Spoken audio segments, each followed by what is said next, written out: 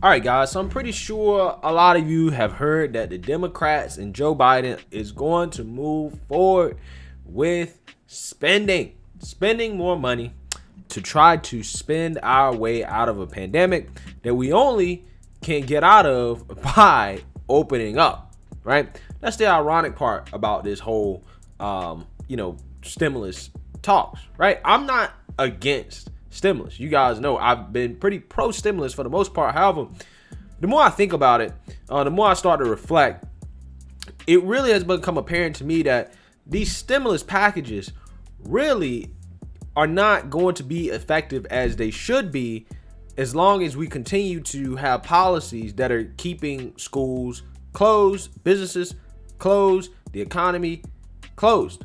Okay? Because most people are just going to take their stimulus checks and they're just going to save it. And I think there is a strong argument to be made that the GOP may be right on this. We may need stimulus. However, we may need a lot less stimulus and it should be targeted. But regardless of my opinion, the Biden administration and the Senate moved forward to progress Biden's $1.9 trillion COVID-19 stimulus in an all-nighter session where Vice President Harris was the tiebreaker. The Senate early Friday morning passed a budget resolution that paves the way for Congress to approve President Joe Biden's $1.9 trillion stimulus bill. The vote was split among party lines, with Vice President Kamala Harris casting the deciding vote for the resolution to be approved, 51 votes to 50 at about 5:35 a.m. It's crazy how they'll stay up all night and they'll try to pass this type of stuff, and they'll move forward with certain measures in the middle of the night. It's kind of crazy how they do that. It was Harris' first tie-breaking Senate vote as vice president, with the Senate evenly split between Democrats and Republicans. The resolution allows Democrats to pass Biden's stimulus bill with no GOP support. All right, guys, so let's just be clear here in terms of what this is.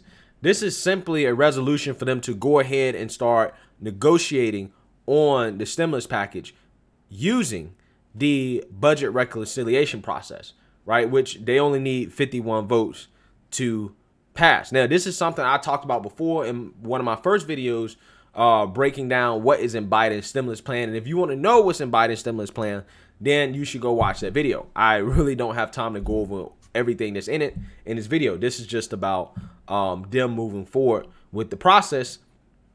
So with the tool, Democrats could pass the spending package with a simple majority, preventing Republicans from deploying tactics that would have required 60 votes to override. The resolution was passed as a part of an all-night marathon of amendments votes known as Vote-A-Rama. It will now be sent to the Democrat-controlled House of Representatives for ratification. All right, so guys, keep in mind, no stimulus package has been passed. They're just passed a resolution that allowed them to move forward with it. Okay, so there's still things that can be negotiated on. Okay, one of the things that they actually negotiated out is raising the minimum wage to $15 an hour during the pandemic, right? Both parties agreed that they wouldn't raise the minimum wage $15 an hour during the pandemic. However, the Democrats have indicated that they're still going to continue to push for a $15 an hour minimum wage. So keep that in mind. And they're also negotiating on who actually received the stimulus checks. Now, Biden has not given any leeway on the $1,400, even though he's breaking his promise on $2,000. He said, listen, it's going to be $1,400 no matter what. But they are saying that they may tag along with the Republicans in the sense that they need to lower the income threshold for which people no longer would be eligible to receive checks. So, for example, the GOP has basically said, like, up to $40,000 a year, you will receive everything and it will phase out. And they're proposing this because they want it to be more targeted and to avoid spending much more than we actually need to spend. The process by lawmakers and government officials of crafting Biden's relief bill can now begin in earnest. Biden is still seeking bipartisan backing for the package meant to address the economic effects of the coronavirus. Compromises could still be reached with the GOP senators that would allow the bill to be passed without the need for the resolution tool approved Friday. The scope and size of direct payments to Americans are among the issues under negotiation. Biden is pushing for $1,400 stimulus checks, but Republicans want the amount lowered to $1,000. Biden appears to be standing firm on the amount, but is thought to be willing to tighten the eligibility for the amount based on income. Democrats are aiming to push through the bill by March 14th when special unemployment benefits expire unless Congress acts to renew them. So much for getting that stimulus check as soon as the Democrats won the Senate and Biden got in office, right? So much for that promise. Okay, they've already broke their promise on that. It's 2 months later, and it's not even $2,000 anymore. So what I do want to talk about, and I've already given you guys my opinion on stimulus and how I'm leaning more towards the idea that discontinuation of stimulus is actually really a bad thing, right? Because at this point, if we're not going to open up the economy, and most important, it's not even about opening up the economy, it's about restoring faith in the economy, right? Because even if the government said there's no restrictions anymore, if people still believe that this pandemic is rapid and that this virus is out here and it's killing people and that it's not been under control, then people are not going to spend their money. They're not going to go out. They're not going to do what they need to do in order to truly stimulate the economy. So at this point, for me, I think that Republicans are actually right in regards to stimulus. I think that it definitely needs to be more targeted, and we just can't be sending money to schools that aren't even open, right? And I think one of the representatives, Brian Donalds from Florida, made a great point about this on the House floor, and I want you guys to hear his speech because he actually did an awesome job. He's a Republican from Florida. Check him out. One of the metrics we always like to use in financial services is the unemployment rate. It's a pretty popular statistic. Well, let's take a look at the unemployment rate that's going on around the country. In my state of Florida, it's 6.1%. In Alabama, it's 3.9%. In South Carolina, it's 4.6%. In Texas, it's 7.2%. Compare that to blue states in our country, New York and California, where they soar over 8%. Why is that happening? Because their governors and their mayors have refused to reopen their economies. If you want to stimulate something, actually let the American people get back to work. Let them run their businesses, and you'd be surprised at what actually happened in our economy. Let's talk about $15 minimum wage, which is in the Biden plan. I don't know how a $15 minimum wage is going to help struggling small businesses continue to thrive in the current environment.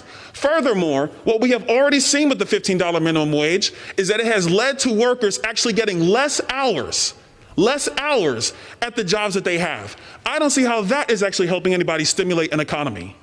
Let's talk about education. In this plan, right now, there's $170 billion, give or take, to go to local school districts to reopen. But guess what?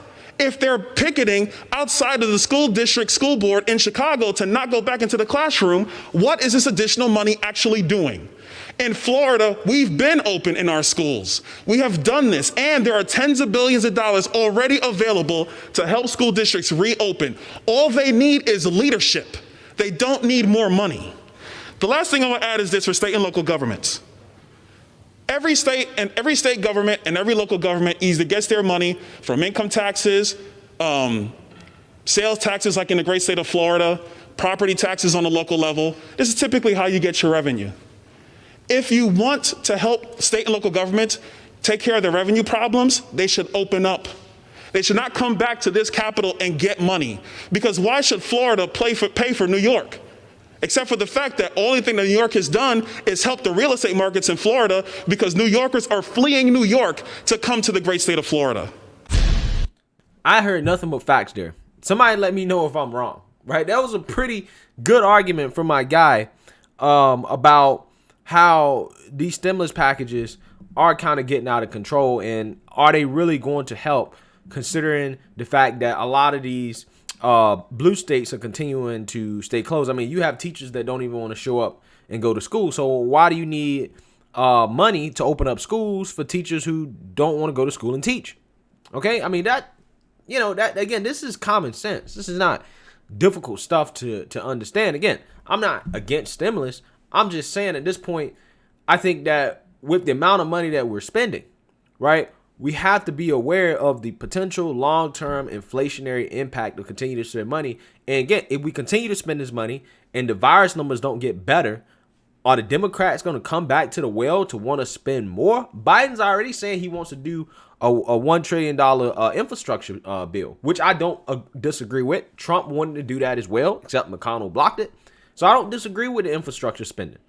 I just think that if you already know you're going to spend another $1 trillion down the road, why do you want to keep spending so much on stimulus and not focusing on getting the economy open back up and restoring faith in our economy, most importantly? Now, and Obama, former Treasury Secretary Larry Summers had kind of called out Biden's relief plan as, kind of hogwash, right? In the sense that he is overspending.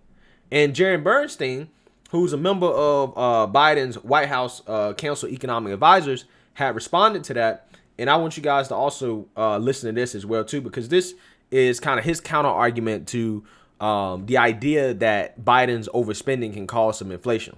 Side on this. Larry Summers, your friend, you worked with him for a long time. He's got some pushback here. He writes in the Washington Post, the proposed Biden stimulus is 3 times as large as the projected shortfall. He also warns of 2 big things. He says inflationary pressure of a kind we have not seen in a generation could come because of this plan, with consequences for the value of the dollar and financial stability. Are you sure he's wrong? I think he's wrong. I think he is wrong in a pretty profound way about that claim in the following sense. And there's a way in which Larry's offering a warning that we've actually already heeded. So let me get into this a little bit. Where I very much disagree with the thrust of the argument is that we have to go big and we have to go bold here to finally put this crisis, to finally put this virus behind us, and to finally and reliably launch a robust, inclusive, and racially equitable recovery.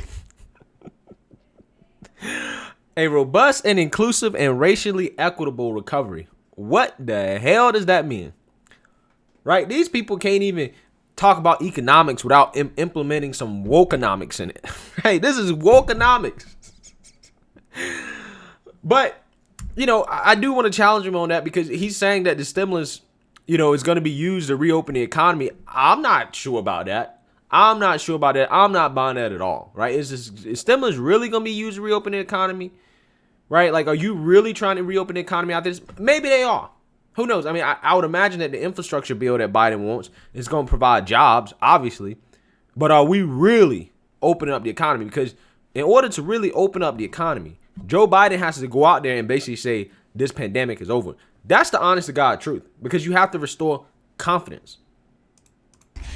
We have consistently said the risks of going too small are much greater than the risks of doing too much.